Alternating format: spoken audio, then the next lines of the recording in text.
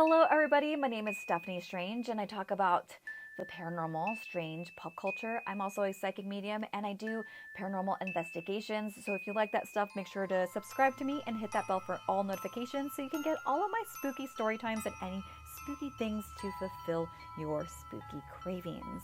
Now, with that being said, today I'm going to be talking about a scary Furby story. So if you like that stuff, and if you remember owning a Furby and you had a scary experience, then you're in for a treat. Now, the lovable Furbies of the 90s were such a fad. I was too poor to afford one. I know. But, it makes sense. My parents were immigrants. They were working so hard. We lived in an apartment with 7 other adults. It was tough living in LA, and imagine being an immigrant and not finding a job that could, pay you enough to live. So I totally understand, and there was no hard feelings there, because after reading some of these scary stories, I'm like, I guess I might have dodged a bullet. All right, so let's get on with today's spooky tale. Sarah had always been interested in the supernatural. She enjoyed reading ghost stories and watching horror movies, but she never expected to encounter something so chilling in her own bedroom. It all started when Sarah's family went on vacation and they decided to buy her a Furby as a toy gift. What a treat! An expensive toy for her for the year, she thought. Sarah was initially thrilled by the prospect of owning a Furby, but she was unaware of the dreadful horrors it would soon unleash. Soon after that, Sarah brought the Furby home. Strange things began to happen in her bedroom. Objects would move on their own.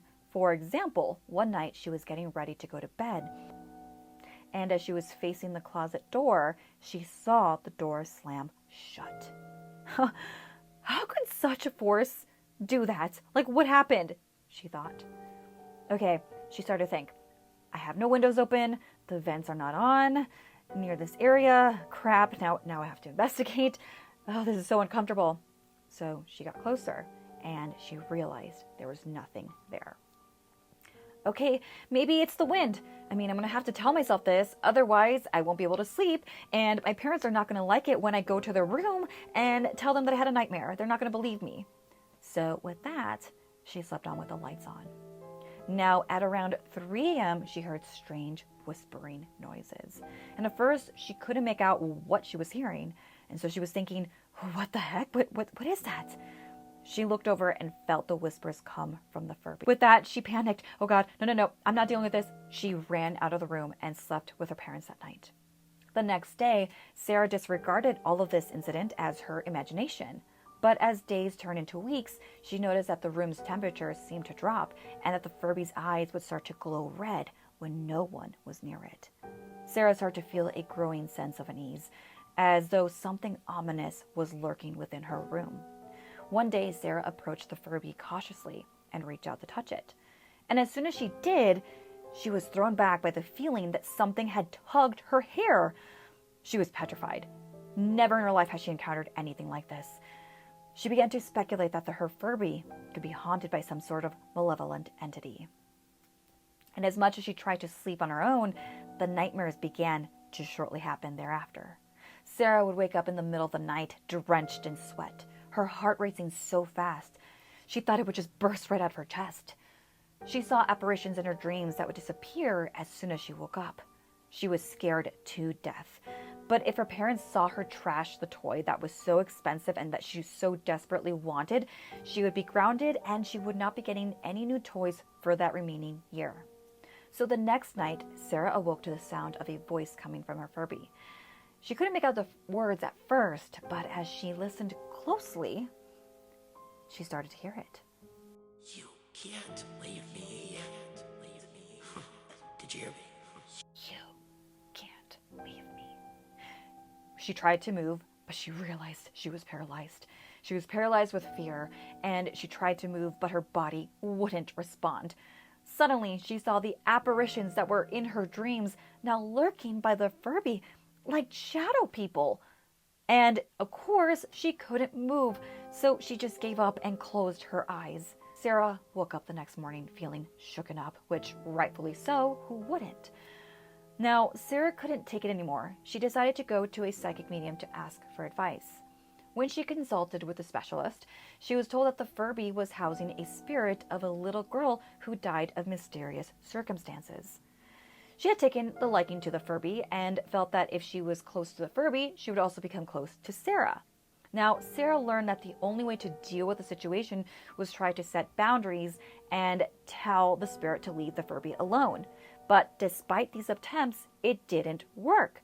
So with that, she put a salt pouch next to the Furby, hoping that it wouldn't roam anywhere in her room or anywhere near the house. She also wrote a note that says, "Do not touch, do not acknowledge." But with that, she still felt so uneasy. She even put the Furby outside of her room and didn't sleep with it in her room ever again. But despite her efforts, she would still deal with sleep paralysis and hear whispers. One night she heard this, "Sarah, why don't you come visit?" "Sarah, why don't you come visit?" She learned that this was not going to stop, and she learned that there was a danger happening and lurking and manifesting, and she was not going to wait around to find out what would happen. So she decided to stay away from this Furby, but she knew that it couldn't be in her house. So with that, she went to another paranormal expert to get a second opinion, and also with the intention of leaving the Furby with the paranormal expert. So she learned from this expert that was taking a liking to her Furby was not a child, as it was disguising itself. In fact, it was something much more not human and inhuman, but it really did take a very unhealthy liking to Sarah. Now, this has shaken her core, and so she left it with that paranormal expert, hoping that it wouldn't follow her home, and it seemed to do the job.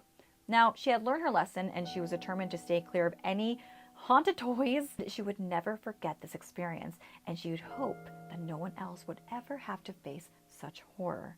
So who knows whatever happened to this Furby. But as a psychic medium, I will say she did the right thing by going to an expert and a specialist. And I'm so glad Sarah was able to get some peace, because that is a very scary thing. And I don't think people talk enough about PTSD and hauntings. It's definitely a real thing. Now, I have my haunted doll here named Johnny. I've talked to Johnny, and Johnny and I have really great relationship. It's very mutual and respectful, and he might have said begin. That's funny, he said begin. I don't think we got that on camera, but that is so fascinating. He never haunts my dreams. He never does anything awful like that. Now, he does interact with my equipment. The first night I had him, I did see him visit me in my dreams, but it was never scary. So yeah, that's all I have to say. If you guys have any questions regarding haunted toys, or if you've had any scary experiences with Furbies, let me know down below. And until next time, you guys, stay strange.